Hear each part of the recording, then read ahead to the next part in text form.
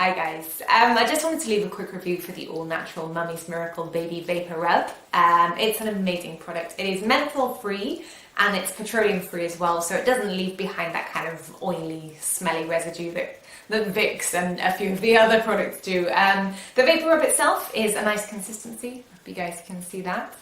It's not too thick, it's not too greasy. It applies almost like a lip balm on my child, but the jar is quite small, but I think that makes it perfect for, traveling. You can just throw it in a nappy bag really easily. And the smell itself, it's quite light, it's not overpowering like some of the other rubs that I've used in the past. And, I had actually been looking for something, a kind of natural way to help ease my child's symptoms of a cold, and this has been really, really great. It's effective, it's easy to use on fussy babies, and it does relieve symptoms really, really quickly. So I'll certainly be using All Natural Mummy's Miracle Morning and Soothing Chest Rub as part of our daily routine to help ease my child's congestion, because it's a really great product. I have recommended these products to several mum friends of mine, family friends as well. It is really, really great, and I've used loads of Mummy's Miracle products.